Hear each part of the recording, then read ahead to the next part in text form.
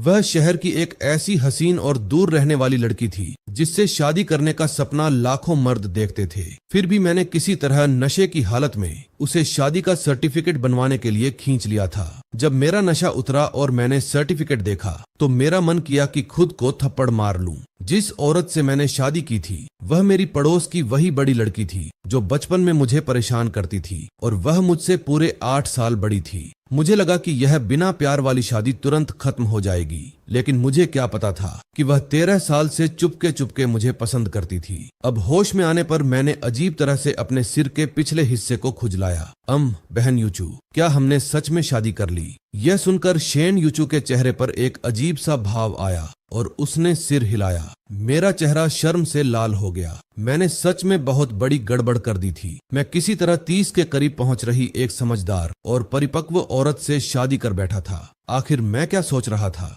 लोग कहते हैं कि 3 साल बड़ी औरत से शादी करना किस्मत की सोने की ऐंठ पाने जैसा है, लेकिन शेन यूचू मुझसे 8 साल बड़ी थी। क्या इसका मतलब यह था कि मेरे पास सोने की 3 ईंटें थीं? इसके अलावा शेन यूचू करोड़ों की संपत्ति की वारिस थी और अनगिनत मर्दों की पसंद थी। भले ही वह शादी करने के लिए बेताब होती तो भी उसकी नजर मुझ पर नहीं पड़ती। मुझे इतनी समझ तो थी ही। शेन यूचू जानती थी कि मेरे मन में बहुत सारे सवाल होंगे, इसलिए उसने चुप्पी तोड़ी। कल जो हुआ उसके बारे में तुम्हें कितना याद है? मुझे बस इतना याद था कि दोपहर के आसपास एक होटल में बियर पीने की प्रतियोगिता में हिस्सा लिया था। मजे मजे में होश खो बैठा और उसके बाद कुछ याद नहीं रहा। शेन यूचू के होठों पर एक प्यारी सी मुस्कान आ गई। मैं वहां एक बिजनेस मीटिंग के लिए गई थी। जब मैं निकल रही थी और लॉबी से गुजर रही थी तो मैंने देखा कि तुम शराब के नशे में बेसुध पड़े थे। मैंने तुम्हें घर पहुंचाने की कोशिश की, लेकिन तुम चिल्लाते रहे कि तुम्हें पत्नी चाहिए और मेरे कपड़े नहीं छोड़ रहे थे। बात करते हुए शेन यूचू ने अपनी गर्दन की ओर इशारा किया, जहां उनकी गोरी त्वचा का एक हिस्सा लाल हो गया था। यह सुनकर मैं यह जानने के लिए उत्सुक हो गया कि आगे क्या हुआ, और फिर क्या ऐसा हुआ कि अगर हम ऐसा कर लें तो? शेन यूचू ने आंखें घुमाई। नहीं, जब सिक्योरिटी गार्ड ने तुम्हें दूर खींचा तो तुम चिल्लाते रहे कि तुम सबसे खूबसूरत महिला को खींच कर ले जाना चाहते हो और कोई तुम्हें रोक नहीं सकता। आखिर में तुम मुझे खींचकर सिविल अफेयर्स ब्यूरो ले गए। सबसे खूबसूरत महिला। यह सुनकर मुझे कुछ याद आया। मैंने शेन यूचू को ऊपर से नीचे तक देखा। हालांकि मैंने शराब पी रखी थी, फिर भी मेरी नजर तेज थी। मैं रुका, फिर पूछा, तुमने विरोध नहीं किया? शेन यूचू किसी वजह से शर्मा गईं और अपने कंधे की ओर इशारा किया। मैंने विरोध किया, लेकिन तुम पागलों की तरह मेरे कपड़े खींच रहे थे। मेरी ब्रा की पट्टियां भी फट गई थीं। मैंने भी शराब पी रखी थी और मेरा सिर घूम रहा था। टैक्सी में कोई सिक्योरिटी गार्ड नहीं था। मुझ जैसी कमजोर औरत तुम्हारी ताकत का मुकाबला कैसे कर सकती थी? ये कहते हुए शेन यूचू ने अपने सेक्सी लाल होंठ सिकोड़े, लेकिन उनकी आंखों में चुपके से मुस्कान की एक झलक दिखी। मेरी पलकें फड़फड़ाईं और मुझे रोना आ गया। ऐसा लगा कि कल शेन यूचू के सामने मेरी छवि पूरी तरह खराब हो गई थी। मुझे माफ कर दो बहन यूचू, ये सब मेरी गलती है। मैं नशे में था और मैंने तुम्हारे साथ बदतमीजी की। तुम मुझे मार सकती हो, डांट सकती हो, यहाँ तक कि मेरे पापा को भी बता सकती हो और उन्हें अपना गुस्सा निकालने के लिए मुझे पीटने दे सकती हो। शराब सच में बुरी चीज है। नशे में पत्नी को उठा लाना कैसी स्थिति है, और यह पत्नी शेन परिवार की सबसे बड़ी बेटी है जिसे मैंने बड़े होते देखा है। शेन यूचू ने कंधे उचकाए। उनके नाजुक चेहरे पर बेबसी की एक झलक दिखी। जो होना था हो गया। जरूरी बात समाधान है। क्या तुम मेरी जिम्मेदारी लोगे या मैं तुम्हारे पापा को बताकर तुमसे जिम्मेदारी दिलवाऊं? जिम्मेदारी लेना? क्या मेरी बहन मुझे पसंद करती है? पहले तो मैं हैरान रह गया, फिर शेन यूचू की आंखों में मुस्कान देखी और समझ गया कि सिस्टर यूचू मजाक कर रही थीं। ये सच है, सिस्टर यूचू के चाहने वाले बहुत सारे हैं। उन्हें मुझ जैसे किसी व्यक्ति की जिम्मेदारी उठाने की क्या जरूरत है? सिस्टर यूचू, चलो तलाक ले लेते हैं। मैं बाद में इसकी भरपाई का कोई न कोई तरीका जरूर निकाल लूंगा। कल जो हुआ वह मेरी गलती थी। मुझे आपको रोक कर नहीं रखना चाहिए। इससे पहले कि मैं अपनी बात पूरी कर पाता, शेन यूचू ने एक लंबी उदास सांस ली। तलाक? तुम मुझसे तलाक लेना चाहते हो? उस उदासी भरे लहजे को सुनकर मैं दंग रह गया। और क्या हमारे बीच कोई भावनात्मक जुड़ाव नहीं है? क्या हमें बस ऐसे ही जिंदगी गुजारनी है? शेन यूचू ने मायूसी से आह भरी। क्या तुम्हें पता है कि अब तलाक के लिए 1 महीने का अनिवार्य कूलिंग ऑफ पीरियड होता है? इसके अलावा अगर हम तलाक लेते हैं तो मैं तलाकशुदा कहलाऊंगी। एक ऐसी महिला जिसकी दूसरी शादी हो रही हो। क्या इसीलिए क्योंकि तुम्हारी कोई युवा गर्लफ्रेंड है और तुम्हें डर है कि कहीं पता न चल जाए? नहीं, मैंने मुश्किल से थूक निगला। असल में कोई और वजह नहीं थी, बस उनका उदास चेहरा इतना आकर्षक था कि मेरा दिल जोरों से धड़कने लगा था। क्या इसीलिए क्योंकि तुम्हें डर है कि मैं तुम्हें भविष्य में गर्लफ्रेंड बनाने से रोकूंगी? मेरी पत्नी हाईचेंग के हर आदमी के सपनों की औरत है, तो मुझे दूसरी गर्लफ्रेंड ढूंढने की क्या जरूरत है? वजह यह भी नहीं है। शेन यूचू ने अपने लाल होंठ सिकोड़े। तो फिर तुम मुझसे तलाक लेने की इतनी जल्दी में क्यों हो? कल मैं बस वहां से गुजर रही थी जब तुम मुझे खींचकर शादी का लाइसेंस बनवाने के लिए ले गए। तुमने हालात का पूरा फायदा उठाया और मुझे छेड़ा भी, और अब वही नया पति 24 घंटे से भी कम समय में तलाक चाहता है। मेरे गले की हड्डी एडम्स एप्पल अनजाने में ऊपर नीचे हुई। नजरें झुकाते समय उनकी उदासी भरी अदा सचमुच मनमोहक थी। सिस्टर यूचू, प्लीज ऐसी बातें मत कहिए जिनका मतलब कुछ और निकल सकता है। ठीक है, मैं आसानी से गलत मतलब निकाल सकता हूँ, लेकिन फिर सोचा सिस्टर यूचू की जिंदगी सच में मुश्किल थी। वह शेन परिवार की वारिस थी, ऊंचे रुतबे वाली एक सम्मानित महिला। उनसे शादी करने के इच्छुक पुरुषों की लाइन लग जाए तो हाईचेंग शहर के 3 चक्कर लग जाए। अगर मेरी वजह से यह देवी, जिसके सपने अनगिनत पुरुष देखते थे, अचानक रातों रात तलाकशुदा बन जाती तो यह सच में बहुत बुरा होता। लेकिन सिस्टर यूचू, आप भी तो मुझे पसंद नहीं करती, है ना? क्या आप सच में किसी ऐसे इंसान से शादी करने जा रही हैं जिसे आप पसंद नहीं करती? ये शब्द सुनते ही शेन यूचू एकदम चुप हो गई। मुझे नहीं पता था कि मैं क्या उम्मीद कर रहा था, लेकिन मेरा दिल फिर से जोरों से धड़कने लगा। अगले ही पल शेन यूचू ने धीरे से अपने लाल होंठ काटे। अगर मैं कहूं कि मैं तुम्हें पसंद करती हूं तो? जैसे ही ये शब्द उनके होठों से निकले, मेरा दिमाग एकदम सुन्न हो गया। क्या कहा? यूचू जी ने कहा कि वह मुझे पसंद करती हैं। मैंने घबराहट में थूक निगला। क्या आप सच कह रही हैं? शेन यूचू के चेहरे पर अचानक मुस्कान आ गई, एक ऐसी चमकदार मुस्कान जैसे एक साथ सैकड़ों फूल खिल उठे हों, और जिसने पल भर में मेरे दिमाग से बाकी सारे विचार मिटा दिए। मैं तो बस मजाक कर रही थी, लेकिन जब तक तुम्हें कोई ऐसा नहीं मिल जाता जिसे तुम सच में पसंद करते हो, हम इस नाटक को असलियत में बदल सकते हैं।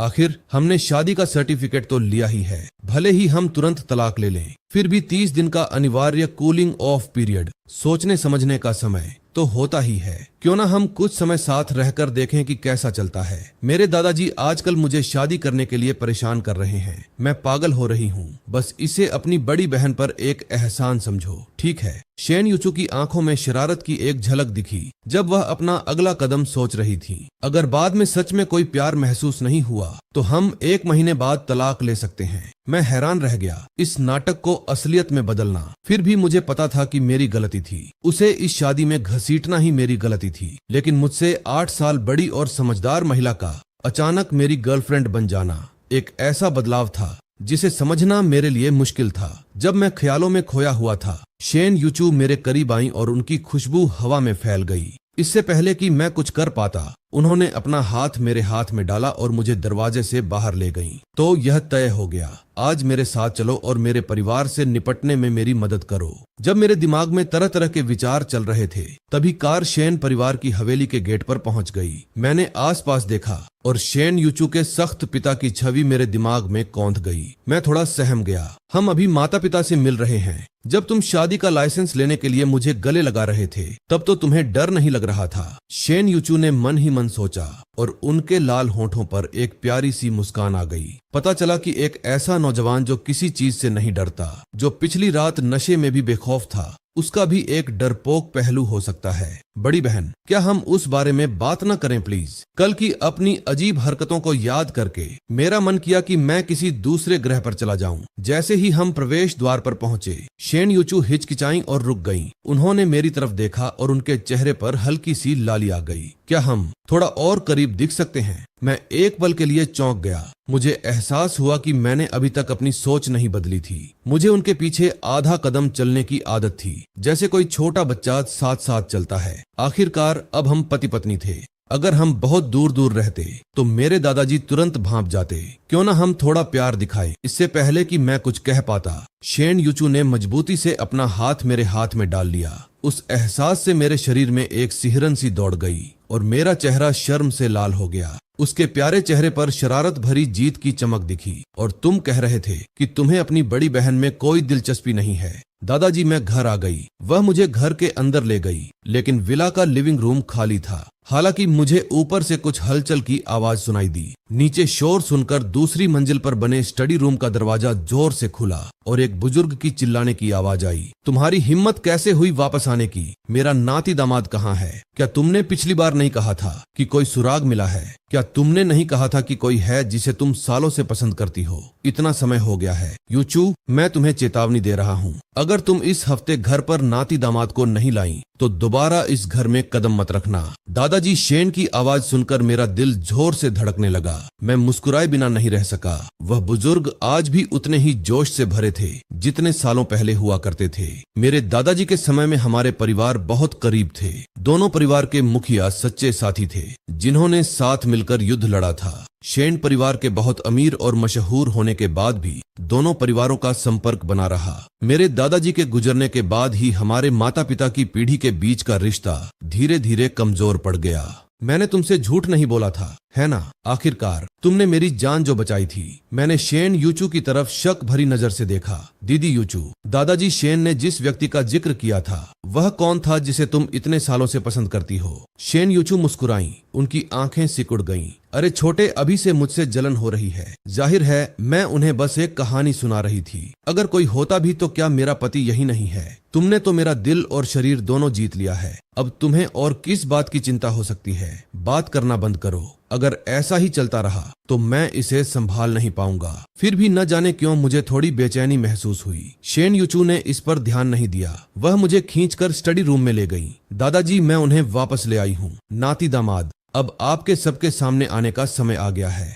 नाती दामाद शब्द सुनते ही बूढ़े आदमी का सिर झटके से ऊपर उठा, मानो उन्हें एड्रेनालाइन का इंजेक्शन लगा हो। अजीब महसूस करते हुए मैंने सिस्टर यूचू के पीछे छिपने की कोशिश की, लेकिन उनके शानदार अंदाज के बावजूद 6 फीट लंबे आदमी को शारीरिक रूप से छिपाना उनके बस की बात नहीं थी। मेरा यह नाती दामाद बड़ा दिलचस्प इंसान है। सोचिए, आप सचमुच शर्मा रहे हैं। एक पल के लिए मुझे लगा जैसे कोई मासूम लड़की पहली बार अपने साथी के माता पिता से मिल रही हो। नमस्ते दादाजी शेन, बहुत समय हो गया। फेंग युआन, तुम यहाँ कैसे? अरे वाह, यहाँ आओ और दादाजी को देखने दो। हमारे फेंग युआन को देखे हुए जमाना हो गया। पलक झपकते ही तुम इतने लंबे हो गए। पिछली बार जब हम मिले थे तो तुम अपनी बड़ी बहन के बराबर ही थे। बूढ़े आदमी ने जिस बहन का जिक्र किया वह जाहिर है शेन यूचू थी। आखिरकार दोनों तरफ के बुजुर्गों को लगता था कि हमारा रिश्ता भाई बहन जैसा है। साथ ही उम्र का फासला इतना ज्यादा था कि दोनों दादाओं ने, जिन्होंने साथ मिलकर लड़ाई लड़ी थी, जल्दबाजी में हमारी शादी तय नहीं की थी। किसे पता था कि नशे में डूबी एक रात बहन को पत्नी में बदल देगी। बस इसके बारे में सोचकर ही मुझे अजीब लगता है। फिर बूढ़े शेन ने शेन यूचू के पीछे देखा। वहाँ कोई और नहीं था तो वह नाती दामाद कहाँ था जिसका वादा किया गया था? तभी उन्होंने देखा कि उनके हाथ एक दूसरे में गूंथे हुए थे। वह ठिठक गए, फिर झिझकते हुए पूछा, यूचू, जो नाती दामाद तुम मेरे लिए लाई हो, कहीं तुम फेंग युआन की बात तो नहीं कर रही? क्या तुम मजाक कर रही हो? हाँ, मैं सालों से फेंग युआन से प्यार करती हूँ। शेन यूचू बहुत शांत बनी रही। बूढ़े शेन ने मेज पर हाथ मारा और दहाड़े, क्या तुम्हें लगता है कि मैं सठिया गया हूँ? तुम दोनों को तो भाई बहन जैसा होना चाहिए। तुम लोग इतने करीब कब आ गए? क्या तुम्हें लगता है कि मैं इंटरनेट इस्तेमाल नहीं करता? मेरे साथ भाई बहन के रोमांस वाला नाटक करने की कोशिश कर रही हो। तुम मुझे चाहे जितना भी बेवकूफ बनाना चाहो, लेकिन सिर्फ जगह भरने के लिए अपने छोटे भाई को इसमें नहीं घसीटना चाहिए था। मैंने मन ही मन सोचा कि ओल्ड मास्टर शेन वाला टाइटल बिल्कुल बेकार था। हालांकि मैं उनकी सोच समझ सकता था। यह कहना झूठ होगा कि आज से पहले शेन यूचू को लेकर मेरे मन में कोई इरादा नहीं था। कोई भी मर्द ऐसी समझदार, खूबसूरत और सलीकेदार औरत को नजरअंदाज नहीं कर सकता, खासकर तब जब वह इतनी टैलेंटेड भी हो। फेंग युआन, दादाजी को सच बताओ, क्या तुम्हारी बहन तुम्हें यहाँ सिर्फ मुझे धोखा देने के लिए लाई थी? ये सुनकर मैंने बूढ़े आदमी की तेज बाज जैसी नजर का सामना किया। ऐसी आंखें जो मानो सब कुछ आर पार देख लेती थीं। मुझे अचानक अपराध बोध महसूस हुआ और बिना किसी वजह के मेरा हौसला डगमगाने लगा। क्या मुझे सच बता देना चाहिए? तभी शेन यूचू ने अपनी नाजुक भौहें सिकोड़ी। दादाजी, मैं आपसे झूठ नहीं बोल रही हूँ। हमने असल में कल ही शादी का लाइसेंस लिया है, इसीलिए मैं आज फेंग युआन को आपसे मिलवाने घर लाई हूँ। मुझे चिंता थी कि आप इसे तुरंत स्वीकार नहीं कर पाएंगे, इसलिए मैंने धीरे धीरे यह बात बताने का प्लान बनाया था, जैसे उबलते मेंढक वाला तरीका। किसे पता था कि आप इतने बेसब्र होंगे। ओल्ड मास्टर शेन की आंखें फटी की फटी रह गईं। क्या कहा? लाइसेंस ले लिया। तुम दोनों बच्चों ने सच में शादी का लाइसेंस ले लिया। वह अपनी पोती का स्वभाव अच्छी तरह जानते थे। हालांकि वह कभी कभी मजाक करती थी, लेकिन गंभीर मामलों में कभी हल्की बात नहीं करती थी। तुम दोनों को मुझे साफ साफ बताना होगा, आखिर चल क्या रहा है? शेन यूचू खिलखिलाकर मुस्कुराई। मैंने पहले कभी इसका जिक्र नहीं किया, लेकिन सच तो यह है कि मैं इतने सालों से फेंग युआन से चुपके चुपके प्यार करती रही हूँ। मेरे दिल में उसके अलावा किसी और मर्द के लिए कोई जगह नहीं है। इसीलिए मैंने ब्लाइंड डेट पर जाने से मना कर दिया। भले ही हमारे परिवार, हमारा संपर्क टूट गया था, फिर भी मैं उसे कभी नहीं भूली। फिर एक अचानक हुई मुलाकात में हमने अपने दिल की बात कह दी। पता चला कि यह एक तरफा प्यार नहीं था, वह भी मुझे पसंद करता था। इसीलिए कल हमने शादी का लाइसेंस ले लिया। हमारी कहानी का एक सुखद अंत। मैं हैरान होकर उसे देखता रह गया। दीदी, क्या आप सच कह रही हैं? हालांकि यह साफ तौर पर झूठ था, लेकिन मुझे उसकी बातों में सच्चाई और कल्पना का एक अजीब मिश्रण लगा। यह अजीब था। क्या मेरी बहन यहाँ पीड़ित नहीं थी? मुझे अचानक ऐसा क्यों लगा जैसे मैं एक मासूम खरगोश हूँ जो किसी बड़े बुरे भेड़िए के जाल में फंस गया हो। इसके अलावा मैंने यह कहानी पहले कभी नहीं सुनी थी। मैं इसमें कैसे साथ देता? फेंग युआन, क्या यूचू जो कह रही है वह सच है? यहाँ तक कि बूढ़े मास्टर शेन को भी यह सब बहुत अचानक लगा। यह सब समझना मुश्किल था। यह सुनकर मुझे हिम्मत जुटानी पड़ी और कुछ बनाना पड़ा। यह सच है। असल में मैं हमेशा से दीदी यूचू को पसंद करता रहा हूँ। जब मैंने उन्हें पहली बार देखा था, तभी से मुझे उनकी ओर एक बेकाबू आकर्षण महसूस हुआ था। मुझे आज भी याद है कि वह पोनीटेल बांधती थी जो चलते समय उछलती थी। वह तब थोड़ी अंतर्मुखी थी, हमेशा किताब में खोई रहती थी। न जाने क्यों मुझे उनका वह शांत सौम्य स्वभाव पसंद था। जैसे ही मैंने यह कहा, शेन यूचू के प्यारे चेहरे पर लाली छा गई। उनकी खूबसूरत आंखें कोमलता से भर गईं और उन्हें अंदर तक एक मीठी गर्माहट महसूस हुई। बनाते रहो, अभी थोड़ी देर पहले ही तो कौन मुझसे तलाक लेना चाहता था? यूचू ने मजाक में मेरी बांह पर चुटकी काटी और धीरे से फुफकारने जैसी आवाज निकाली। मेरी बात सुनकर बूढ़े शेन जोर से हंसे। तो मुझे बताओ, जब इतने सालों तक तुम दोनों का संपर्क नहीं था, तो तुम दोनों फिर से एक साथ कैसे आ गए? मैंने अपने माथे से ठंडे पसीने को पोंछा और शेन यूचू की उम्मीद भरी नजरों को देखते हुए कहानी को आगे बढ़ाने के अलावा मेरे पास कोई चारा नहीं था। बात यह थी, मुझे हमेशा लगता था कि हमारे बीच उम्र का अंतर बहुत ज्यादा है और मुझे डर था कि बहन यूचू मुझे सिर्फ एक छोटे भाई के तौर पर देखती हैं। इसलिए मैंने अपनी भावनाएं अपने मन में ही दबा कर रखी। फिर कुछ समय पहले मैं उनसे अचानक मिला और मुझे एहसास हुआ कि वह तो हमेशा से मेरा इंतजार कर रही थी। मैं बहुत खुश हुआ। मैंने अपनी भावनाएं जाहिर की और हम साथ हो गए। आखिरकार हम शादी का लाइसेंस लेने के लिए सिविल अफेयर्स ब्यूरो भी गए। बूढ़े शेर ने सोचते हुए अपने होंठ चटकाए। तो तुम दोनों का मिलन कहाँ हुआ था? यह तो सच में बहुत खास जगह लगती है। मुझे इसे तुम्हारे लिए शादी के तोहफे के तौर पर खरीद लेना चाहिए। आखिर जमीन के एक टुकड़े की कीमत ज्यादा तो होती नहीं है। जमीन के टुकड़े की कीमत ज्यादा नहीं होती। क्या कोई आम इंसान ऐसी बात कहेगा? प्लीज ऐसा मत कीजिए दादाजी। मैंने मना करते हुए अपना सिर हिलाया और हाथ लहराए। शेन परिवार बहुत अमीर था और खूब खर्च कर सकता था, लेकिन मेरी जेबें तो बिल्कुल खाली थीं। अगर मैं बूढ़े शेन से ऐसा तोहफा ले लेता और फिर बाद में शेन यूचू से तलाक ले लेता तो उन्हें कितना दुख होता। लेकिन बूढ़े शेन अपनी बात पर अड़े हुए थे। जब मैंने कुछ नहीं कहा तो उन्होंने शेन यूचू से पूछा, तुम दोनों का मिलन कहाँ हुआ था? शेन यूचू और मैंने एक दूसरे की ओर देखा, फिर एक साथ बोले, स्कूल। बूढ़े शेन के चेहरे पर जो मुस्कान थी वह धीरे धीरे गायब हो गई। इसलिए अगले ही पल हम फिर बोले, स्कूल। अरे यार, क्या हमारी आपस में कोई तालमेल भी है? शुक्र है, शेन यूचू ने जल्दी से प्रतिक्रिया दी और हल्का सा खांसा। बात यह थी दादाजी, मैं फेंग युआन की यूनिवर्सिटी में एक दोस्त से मिलने गई थी। तभी मैं उससे टकरा गई और उसी शाम हमने साथ में एक होटल जाने का फैसला किया। अच्छा, तो ये बात है। बूढ़े आदमी ने सिर हिलाया। शेन यूचू की बात बिल्कुल सही लग रही थी। उनकी पोती सच में कमाल की थी। दोनों तरफ के बुजुर्गों को हमेशा यही लगता था कि वे भाई बहन जैसे हैं, इसलिए किसी ने कभी उनके बीच रोमांस की संभावना के बारे में सोचा ही नहीं था। तो क्या तुम दोनों के बीच शुरू से ही प्यार था? काश उन्होंने यह बात पहले बताई होती तो उन्हें शेन यूचू के लिए ब्लाइंड डेट्स का इंतजाम करने की जरूरत ही नहीं पड़ती। फेंग युआन, जिसके बैकग्राउंड के बारे में वे सब कुछ जानते थे, उसके लिए एकदम सही साथी होता। अगले ही पल बुजुर्ग ने मेरी तरफ देखा और पूछा, तुम्हारे स्कूल का नाम क्या है? क्या तुम्हारे पास प्रिंसिपल की कॉन्टैक्ट डिटेल्स है? होटल खरीदना तो बस कुछ मिनटों का काम था, लेकिन उन्हें स्कूल के साथ भी तालमेल बिठाना था। यह सुनकर मैंने एक फीकी सी मुस्कान दी। प्लीज अपनी दौलत का दिखावा करना बंद कीजिए। मुझे पहले से ही पता है कि आपका परिवार हाईचेंग का सबसे अमीर परिवार है। बेशक मैंने यह बात सिर्फ मन ही मन सोची। तभी बुजुर्ग अचानक मेरी तरफ झुके, जैसे कोई राज की बात कह रहे हों। सुनो, क्योंकि तुम दोनों की शादी हो चुकी है, तो क्या तुम दोनों ने मतलब वो सब किया है? फिर उन्होंने अपने हाथ जोड़े और उंगलियों को इशारे करते हुए हिलाया। शेन योचू और मैं अब बच्चे नहीं रहे। हमारे चेहरे तुरंत शर्म से लाल हो गए। मैंने गला साफ करते हुए कहा, क्या मैं वैसा कुछ करने के बाद बस भाग सकता था? अगर यह बात बाहर फैल जाती तो शेन योचू के चाहने वाले ही मेरी जिंदगी नर्क बना देते। नहीं, अभी नहीं। फेंग युआन, क्या तुम्हें कुछ कहने में हिचकिचाहट हो रही है? मैंने तुम्हें बचपन से बड़ा होते देखा है और तुम्हें अपने ही खून रिश्ते जैसा मानता हूँ।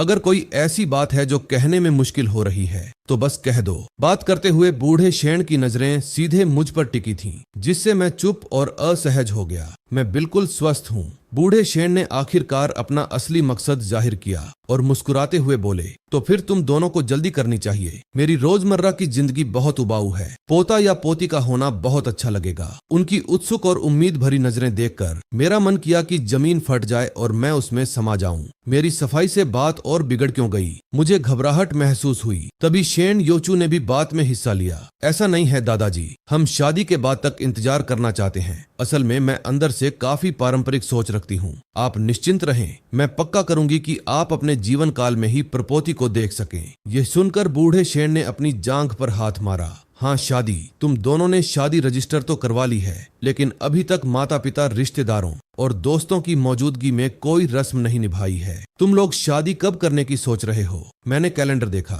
योचू की शादी के लिए इस साल जो तारीखें सही थीं, वे सभी साल के दूसरे हिस्से में थीं। हालांकि शेन योचू ने सिर हिलाकर मना कर दिया। मेरे पास साल के दूसरे हिस्से में समय नहीं है। मुझे शायद बिजनेस ट्रिप पर विदेश जाना पड़ सकता है। ये सुनकर बूढ़े व्यक्ति को बहुत निराशा हुई। क्या उन्हें अगले साल तक इंतजार करना होगा? इसका मतलब था कि वे प्रपोती को सबसे जल्दी उसके अगले साल ही गोद में ले पाएंगे। हार न मानते हुए बूढ़े शेन ने फिर पूछा, तो फिर तुम्हें कब समय मिलेगा? यह सुनकर शेन योचू मुस्कुराई, जिससे उनके मोती जैसे सफेद दांत दिखाई दिए। मेरे पास बस इसी हफ्ते थोड़ा खाली समय है। यह सुनकर बूढ़े मास्टर शेन कुछ पल के लिए हैरान रह गए, फिर तुरंत मेज पर हाथ मारा। ठीक है, तो इसी हफ्ते करते हैं। तैयारी के लिए 3-4 दिन काफी हैं। मैं बटलर से कहूंगा कि वह हमारे रिश्तेदारों और दोस्तों को तुरंत बता दे। तुम दोनों को अगले कुछ दिनों में जल्दी से शादी की ड्रेस और हीरे की अंगूठी चुन लेनी चाहिए। दादाजी सारी व्यवस्था संभाल लेंगे। बाकी सब चीजें भी मैं देख लूंगा, होटल, शादी की गाड़ियां वगैरह। तुम दोनों को बस अपने रिश्ते को मजबूत रखना है और जल्द से जल्द मुझे एक तंदुरुस्त बेटा देना है। मेरा सिर अभी भी घूम रहा था जब शेन योचू मुझे शेन परिवार के घर से बाहर ले गईं।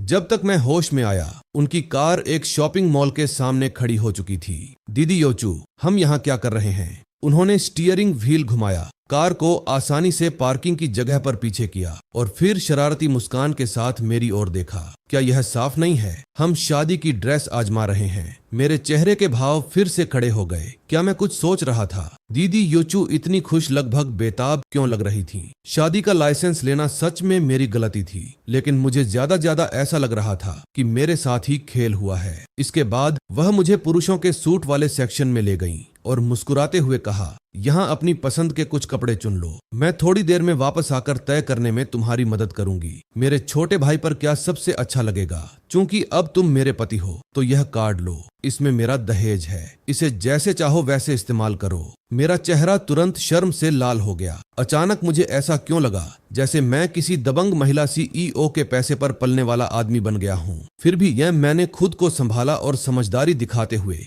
कार्ड वापस उनकी तरफ बढ़ा दिया। मैं आपके पैसे नहीं ले सकता सिस्टर योचू, शुक्रिया, लेकिन मैं खुद पैसे कमा सकता हूँ और मेरे पास गुजारे के लिए काफी पैसे हैं। मैं सच में इसे स्वीकार नहीं कर सकता। ये सुनकर शेन योचू खिलखिलाकर हंस पड़ी। नादान, अब हम पति पत्नी हैं, तो फिर हमारे बीच ऐसी लकीर क्यों खींचनी? तुम मेरे पति हो, तो क्या तुम्हारा मेरे पैसे खर्च करना स्वाभाविक नहीं है? शेन योचू के लाल होठों पर मुस्कान तैर गई। वैसे भी मैं तुम्हें अपना दहेज पहले ही दे चुकी हूँ। इतना कहकर वह बेफिक्र अंदाज में मुड़ी और चली गईं, जैसे सचमुच शादी के जोड़े आजमाने जा रही हों। उसके बाद मैं थोड़ी देर सूट की दुकान में घूमता रहा। 2 सेल्स असिस्टेंट की मदद से मैंने 7-8 कपड़े चुन लिए, ऐसे स्टाइल जो मुझे पसंद आए और जिन्हें मैं बाद में आजमाना चाहता था। तभी पास से हैरानी और उलझन भरी आवाज सुनाई दी, फेंग युआन, तुम यहाँ क्या कर रहे हो? एक आदमी और एक औरत हाथ में हाथ डाले दुकान में दाखिल हुए। वे मेरी एक्स गर्लफ्रेंड लिन जिहान और उसका नया बॉयफ्रेंड लू चेन थे।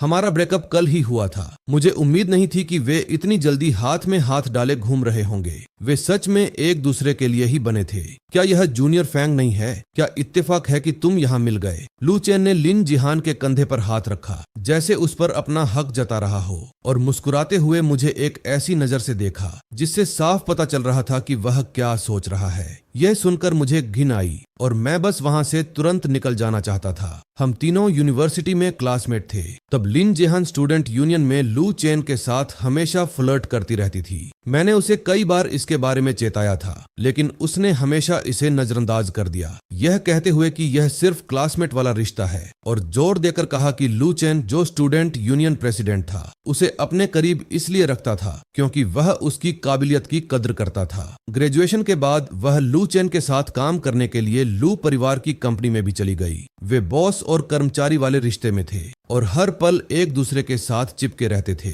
कुछ दिन पहले ही मैंने उन्हें एक कैफे में किस करते हुए अपनी आंखों से देखा था, इसीलिए मैं इतना परेशान हो गया था, और कल एक होटल में नशे में धुत हो गया था। दुनिया कितनी छोटी है। और जाइजज, जब मैं यूचू के साथ वेडिंग ड्रेस ट्राई करने गया था तो वे मुझे फिर से मिल गए। मैंने माथे पर बल डाला। बाहर निकलने के लिए मैंने जरूर कोई बुरा दिन चुना था। कितनी खराब किस्मत है।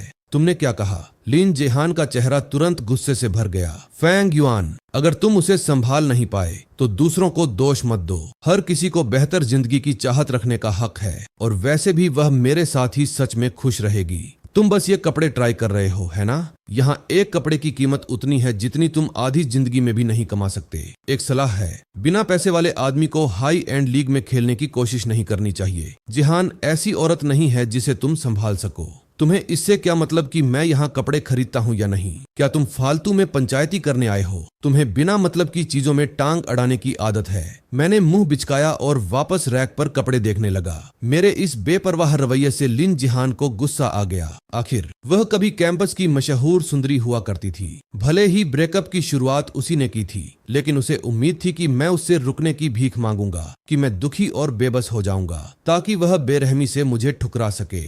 लिन जिहान ने होंठ सिकोड़े और मेरे रास्ते में आ खड़ी हुई। अब से ऐसी महंगी जगहों पर मत आना। हमारी पुरानी जान पहचान के नाते मैं तुम्हें चेतावनी दे रही हूँ। तुम्हारे हाथ में जो कपड़ा है उसकी कीमत 80,000 युआन से ज्यादा है। अगर गलती से भी उसे नुकसान पहुंचा तो हमसे उसकी कीमत चुकाने की उम्मीद मत करना। पास खड़े 2 सेल्स क्लर्क लिन जिहान और लू चेन को ऐसे देख रहे थे जैसे वे बेवकूफ हों। मजे की बात यह थी कि उन दोनों को इस बात का जरा भी अंदाजा नहीं था। वह आदमी सुश्री शेन योचू का पति था। कुछ कपड़ों की तो बात ही छोड़िए, यह पूरा मॉल ही उनके परिवार का था। आखिरकार एक सेल्स क्लर्क खुद को रोक नहीं पाया और लिन जिहान से तल्खी से बोला, मिस्टर फांग युआन यहाँ शादी का सूट आजमाने आए हैं। अगर आप दोनों कुछ नहीं खरीद रहे हैं तो क्या आप हमारे ग्राहकों को परेशान न करें। अगर आप ऐसा करती रहीं तो मुझे शांति बनाए रखने के लिए सिक्योरिटी बुलानी पड़ेगी। जो आदमी अपनी जेब से 10,000 युआन भी नहीं निकाल सकता, वह किस तरह का ग्राहक है? लिन जिहान ने तीखे व्यंग्य के साथ जवाब दिया,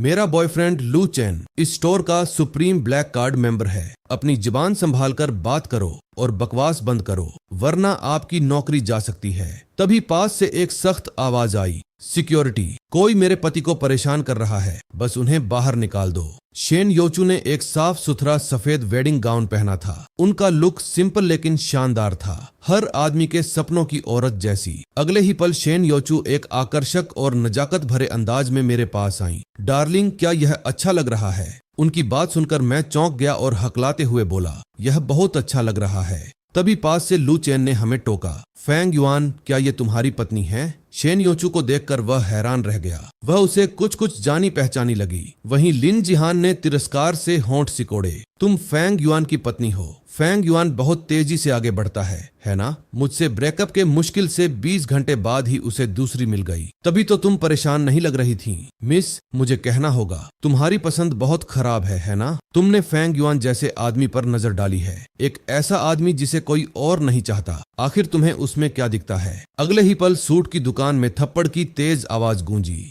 एक और शब्द बोला तो मैं तुम्हें तुरंत बाहर निकलवा दूंगी। अचानक लगी चोट से लिन जिहान हैरान रह गई। किसी ने मुझे मारा। क्या तुम कुछ नहीं करोगे? लू चेन, तुम बस वहां क्यों खड़े हो? मेरा साथ दो। लू चेन के कुछ कहने से पहले ही 2 सिक्योरिटी गार्ड तेजी से पास आ गए। लिन जिहान ने कभी ऐसी स्थिति का सामना नहीं किया था। वह तुरंत चौंक गई। उसकी आंखों में हैरानी और उलझन साफ दिख रही थी। सिक्योरिटी का हट्टा कट्टा हेड आगे बढ़ा। क्या हो रहा है मिस शेन? कौन परेशानी खड़ी कर रहा है? मैं और मेरे पति आज यहाँ कपड़े चुन रहे थे, तभी यह औरत उन्हें लगातार परेशान कर रही थी। उन्हें पुलिस स्टेशन ले जाओ, रिपोर्ट करो कि वे शांति भंग कर रहे हैं और लोगों को परेशान कर रहे हैं। यह सुनकर कई सिक्योरिटी गार्ड तुरंत लू चेन और लिन जिहान के पास आ गए। लिन जिहान डर के मारे पीली पड़ गई। मुझे मत छुओ, मेरा बॉयफ्रेंड भी इस मॉल में वीआईपी है। क्या तुमने मुझ पर हाथ उठाने के नतीजों के बारे में सोचा है? क्या तुमने सोचा है कि इससे मॉल को कितना नुकसान होगा? उन्हें अपना वीआईपी कार्ड दिखाओ। घबराए हुए लू चेन ने एक कार्ड निकाला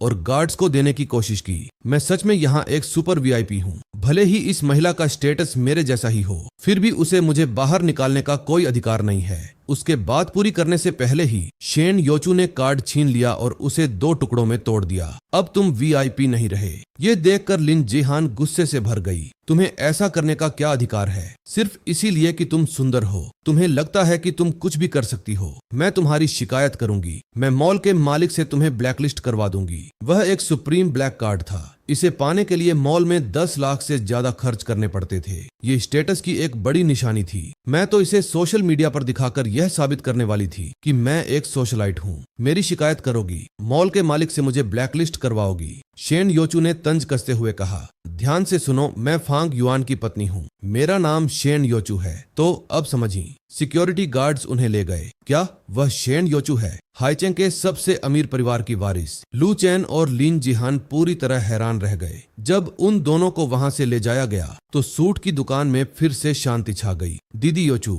आप अभी कितनी जबरदस्त लग रही थीं। मैंने मुश्किल से थूक निकला। मुझे समझ नहीं आ रहा था कि ऐसा इसलिए हुआ क्योंकि शेन योचू का छोटा सा हाथ अभी भी मेरे हाथ में फंसा हुआ था, या इसीलिए कि उन 2 परेशान करने वाले लड़कों को भगाने के बाद मुझे जीत का एहसास हो रहा था। शेन योचू ने मेरे गाल को हल्के से दबाया और प्यार से मुस्कुराई। तो क्या वह तुम्हारी एक्स गर्लफ्रेंड लिन जिहान है? वह तो कुछ खास नहीं लग रही। तुम दोनों के बीच बात कितनी आगे बढ़ी थी? क्या तुम अपनी बड़ी बहन को बताओगे? मुझे सच में जानने की उत्सुकता है। ये सुनकर मैंने उलझन में शेन योचू की ओर देखा। समझ नहीं पा रहा था कि इसे शब्दों में कैसे कहूँ। मेरी हिचकिचाहट देखकर शेन योचू की आंखों में उदासी की एक झलक दिखी और उनकी आवाज थोड़ी धीमी हो गई। क्या तुमने हाथ पकड़ा था? क्या तुमने किस किया था? क्या तुम्हें पता है, सब कुछ किया था? अरे वह कैसी बकवास कर रही थी। हैरान होकर मैंने जल्दी से अपना सिर हिलाया। बहन योचू, आप क्या सोच रही हैं? लिन जिहान हमेशा मुझे नीची नजर से देखती थी, तो बात इतनी आगे कैसे बढ़ सकती थी? कॉलेज के 3 सालों में हमने ज्यादा से ज्यादा बस हाथ ही पकड़ा था। इन बातों को सुनकर शेन योचू की खूबसूरत आंखें फिर से चमक उठी और निराशा का भाव पूरी तरह गायब हो गया। अगले ही पल शेन योचू मेरे कान के पास झुकी और धीरे से बोली,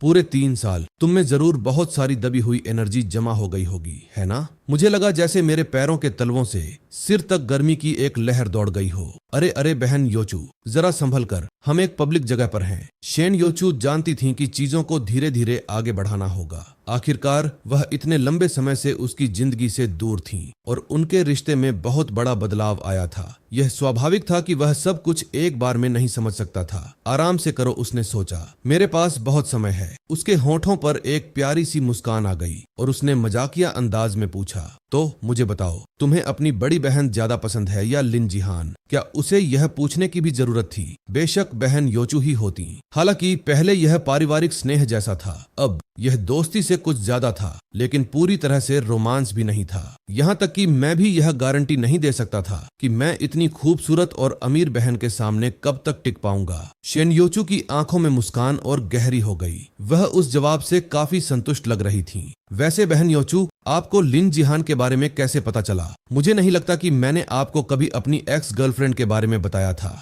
है ना? यह सुनकर शेन योचू के चेहरे के भाव बदल गए। अरे नहीं, मैं तो पकड़ी जाऊंगी। लेकिन उसने जल्दी से एक बहाना बना लिया। अरे वह, तुमने कल होटल में ज्यादा शराब पीने के बाद इसका जिक्र किया था। नशे में तुम बार बार वही नाम पुकार रहे थे। क्या मैं नशे में लिन जिहान का नाम पुकारता हूँ? लेकिन मुझे तो ऐसा नहीं लगता कि मैं उससे इतना प्यार करता था। कल की घटनाओं को याद करते हुए मैंने एक फीकी मुस्कान के साथ कहा, सुनिए बहन योचू, क्या हम एक समझौता कर सकते हैं कि कल होटल में जो हुआ उसे भूल जाए, कम से कम अभी के लिए? शर्मिंदगी के मारे मेरा तो मन कर रहा है कि किसी दूसरे ग्रह पर चला जाऊं। शेन योचू ने मुंह से तो हाँ कहा, लेकिन साथ ही जोड़ा, ठीक है, पर मुझसे झूठ मत बोलना। क्या सच में तुम्हारे और लिन जिहान के बीच कुछ नहीं हुआ? कल तो तुमने कहा था कि तुम दोनों अभी भी साथ रह रहे हो। धत तेरे की, नशे में मैंने सच में वो बात मुंह से निकाल दी थी। मेरी आंखें फटी की फटी रह गईं और मैंने मन ही मन कसम खाई कि अब कभी शराब नहीं छूऊंगा। एक बार और पी ली तो मेरे सारे राज्य खुल जाएंगे। मैंने धीरे से आह भरी, दीदी योचू, क्या हमने तय नहीं किया था कि उस बारे में बात नहीं करेंगे? शेन योचू ने नाक सिकोड़ी और मजाक मजाक में मुझे चुटकी काटी। आखिर मैं तुम्हारी पत्नी हूँ। क्या मुझे तुम्हारे अतीत के बारे में जानने की उत्सुकता नहीं हो सकती? या तुम मुझसे झूठ बोलने की सोच रहे थे? झूठ बोलने वाले मर्द बिल्कुल भी अच्छे नहीं लगते। यह कहते हुए शेन योचू ने अपना चेहरा मेरे चेहरे के बिल्कुल करीब कर लिया। एक पल के लिए मैं इतना घबरा गया कि सांस लेना ही भूल गया। लेकिन चूंकि वह मेरी पत्नी है तो किस करने में कोई दिक्कत नहीं होनी चाहिए, है ना? मेरा रिएक्शन देखकर योचू जोर से हंस पड़ी। उसकी सांसें मेरे चेहरे से टकराईं, जिससे मेरे कान लाल हो गए। बस एक आखिरी सवाल, ठीक है, चलो जवाब दो। शर्मा क्यों रहे हो? मैंने गला साफ किया, अपनी नजरें उससे हटाने की कोशिश करते हुए। वो साथ रहने वाला मामला, लिन जिहान अकेले किराया नहीं देना चाहती थी, इसलिए उसने मुझसे अपनी कंपनी के पास एक जगह किराए पर लेने को कहा। एक 2 बेडरूम अपार्टमेंट जहां हम अलग अलग कमरों में सोते थे।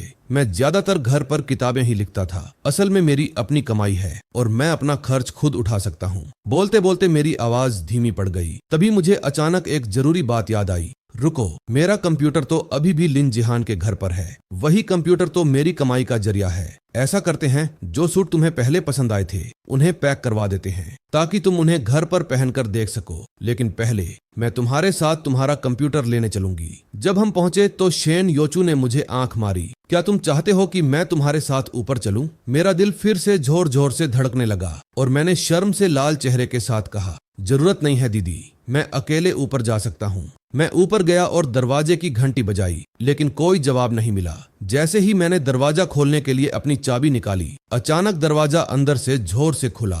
लिन जिहान, जिसके चेहरे पर बर्फ का पैक लगा था, मुझे ठंडी नजरों से घूर रही थी। फेंग युआन, तुम यहाँ क्या कर रहे हो? मैं कुछ पल के लिए हैरान रह गया। दीदी योचू सच में बहुत बेरहम थी, लेकिन वह इसी लायक थी। थोड़ी देर बाद लिन जिहान के चेहरे पर एक विजयी मुस्कान आ गई। अब समझ आया, क्या शेन योचू ने तुम्हें छोड़ दिया? क्या इसीलिए तुम रेंगते हुए मेरे पास वापस आ रहे हो? यह बात समझ में आती है। शेन परिवार हाईचेंग का सबसे अमीर और शक्तिशाली परिवार है। भला एक मामूली मेंढक हंस का मांस चखने की उम्मीद कैसे कर सकता है? मैं अपना लैपटॉप लेने आया हूँ, एक तरफ हटो। लैपटॉप मिलते ही मैं चला जाऊंगा। तुम अभी भी शेन योचू के साथ हो? कैसे? और तुम्हारी हिम्मत कैसे हुई अपना लैपटॉप मांगने की? इतना कहकर लिन जिहान ने दरवाजा जोर से बंद कर दिया। चूंकि तुम पहले ही यहाँ से जा चुके हो, उस कमरे की हर चीज मेरी है। मैं उसका जैसा चाहूँ वैसा कर सकती हूँ। तुम्हें लैपटॉप चाहिए है ना? जाओ और उसे जमीनी मंजिल से उठा लो। अगले ही पल मुझे जोरदार आवाज सुनाई दी, जैसे कोई भारी गेमिंग लैपटॉप नीचे कंक्रीट पर गिरकर टूट गया हो। मुझे इतना गुस्सा आया कि मेरा पैर लड़खड़ा गया और मैं लगभग गिर ही गया था। तभी मुझे अपने पीछे किसी का हल्का सा स्पर्श महसूस हुआ,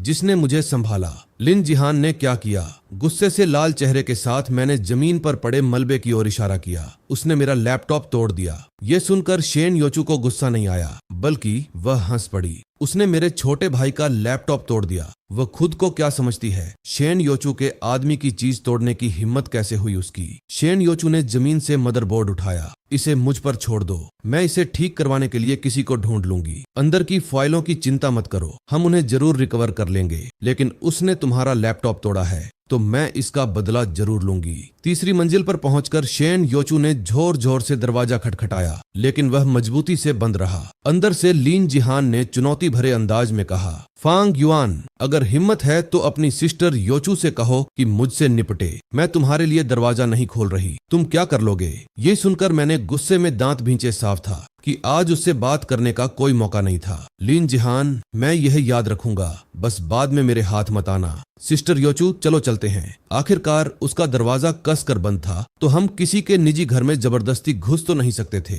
है ना? लेकिन शेन योचू ने बस तिरस्कार से कहा, क्यों जाए? उसने मेरे आदमी को परेशान किया है, आज मैं उसे छोड़ने वाली नहीं हूँ, मुझे 3 मिनट दो। इतना कहकर वह अपनी हाई हील्स की आवाज करती हुई नीचे चली गई, शायद कार से अपना फोन लेने। 3 मिनट बाद वह हार्ड हैट पहने हुए 2 मरम्मत करने वाले मजदूरों के साथ लौटी। हॉलवे तुरंत लोगों से भर गया। मेरे मुंह का कोना फड़का। सिस्टर योचू, आप क्या कर रही हैं? बंद दरवाजे की ओर इशारा करते हुए उसकी आंखों में एक घमंडी आत्मविश्वास चमका। यह वाला यूनिट, इसे तोड़ डालो। मजदूर तुरंत काम करने के लिए आगे बढ़े। उन्हें इस बात की परवाह नहीं थी कि शेन योचू असल में उस जगह की मालकिन है या नहीं। भले ही तोड़फोड़ गैर कानूनी होती, तो भी ज्यादा से ज्यादा यही होता कि वे अपना काम छोड़ देते। आखिर जो पैसे उसने ऑफर किए थे, उन्हें ठुकराना नामुमकिन था। मैं घबराहट में देख रहा था और हॉलवे में इलेक्ट्रिक ड्रिल की आवाज गूंज रही थी। सिस्टर योचू, क्या इससे कोई परेशानी नहीं होगी? उसने अपनी चमकदार मुस्कान के साथ लाल होंठ सिकोड़े। कैसी परेशानी? क्या एक पत्नी का अपने पति की परेशानियां सुलझाना स्वाभाविक नहीं है? अगर कोई ऐसी अजीब बात है जिसके बारे में तुम बात नहीं कर सकते, तो तुम मुझे भी बता सकते हो, पता है। 1 मिनट रुको, बातचीत फिर से पटरी से कैसे उतर गई? बड़ी बहन, यह किंडरगार्टन जाने वाली बस नहीं लग रही। दरवाजा खोलो और मुझे बाहर जाने दो। शेन योचू ने अपना मुंह ढका और धीरे से खिलखिलाकर हंसी। कैसा रहेगा अगर कुछ गड़बड़ हो जाए तो मैं तुम्हें इसके लिए जिम्मेदार ठहराऊं, ठीक है? वह मुस्कुराई और मेरे गाल को हल्के से दबाया। आखिर कौन नहीं चाहेगा कि उसका छोटा भाई थोड़ा बेवकूफाना हरकतें करने वाला हो, लेकिन साथ ही कूल और प्यारा भी हो। तभी सामने का दरवाजा टूटने की आवाज आई और हवा में धूल का गुबार उड़ने लगा। कमरे के अंदर लिन जिहान हैरान होकर बाहर देख रही थी। वह कुछ बोल नहीं पा रही थी क्योंकि उसका दम घुट रहा था और वह जोर जोर से खांस रही थी। उसने सपने में भी नहीं सोचा था कि शेन योचू सच में उसका सामने का दरवाजा तोड़ने की हिम्मत करेगी। शेन योचू, मैंने यह जगह किराए पर ली है, यह बिना इजाजत घुसना है। मैं अभी मकान मालकिन को फोन करके पुलिस बुलाऊंगी और तुमसे नुकसान की भरपाई करवाऊंगी। माफ करना, लेकिन आज से यह घर मेरी प्रॉपर्टी है। मैं इसके साथ जो चाहूं कर सकती हूँ, भले ही मैं इसे पूरी तरह तोड़ दूं। तुम इसके बारे में कुछ नहीं कर सकती। यह कहने के बाद शेन योचू ने अपने फोन की ओर इशारा किया। अगर तुम्हें मुझ पर यकीन नहीं है तो क्यों न तुम खुद मकान मालकिन को फोन करके पता कर लो। यह सुनकर सब हैरान रह गए